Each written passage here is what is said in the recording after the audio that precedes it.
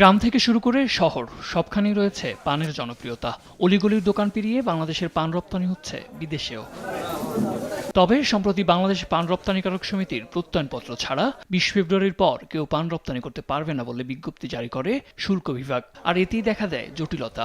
Bangladesh fruits vegetables exports association বলছে, নতুন এই নির্দেশনার পর রপ্তানি পণ্যের উপর বাড়তি টাকা আদায় সহ নানাভাবে হয়রানি শিকার হচ্ছেন তারা। এখন ব্যবসায়িকভাবে ব্যাংকের চাপ, এখানে এদের চাপ, তারপরে যাদের মাল পাঠায় ভাইয়ারের চাপ, তাহলে তো আমরা ব্যবসা করার মতো থাকবে। তাদের কারণে আমরা বায়ারের সাথে ঠিক মতন কথা বলতে পারতেছি না। তারা যদি এরকম আরও ১৫ দিন ১ মাস চালায়, আমরা আস্তে করে ব্যবসা বন্ধ করে চলে যেতে হইব। তাদের অভিযোগ, বাংলাদেশ পান রপ্তানিকারক সমিতি তাদের কাছে প্রতি কার্টন পণ্যে ৭০০ থেকে ১,০০০ টাকা পর্যন্ত বাড়তি দাবি করছেন। রপ্তানিকারকরা বলছেন, দ্রুত এই সমস্যার সমাধান না হলে বাজার হারাবে বাংলাদেশ। কিন্তু এটা আমাদের পক্ষে সম্ভব না। আমাদের বিমান ভাড়াও তো এত টাকা নেই, আমরা কেন ওদেরকে ৭৫০ টাকা দিতে যাব?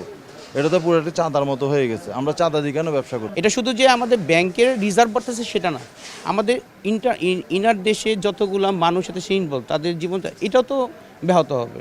আর কর্মরত শ্রমিকরা বলছেন, রপ্তানি বন্ধ হয়ে গেলে নিঃস্ব হয়ে যাবে অনেক পরিবার। এভাবে যদি চলে তা আমাদের মালিকের ব্যবসা বন্ধ হয়ে গেলে আমরা অসহায় হয়ে পড়বো, আমরা না খাইয়া থাকবো। দ্রুত এই সমস্যার সমাধান হবে এমনটাই আশা রপ্তানিকারকদের।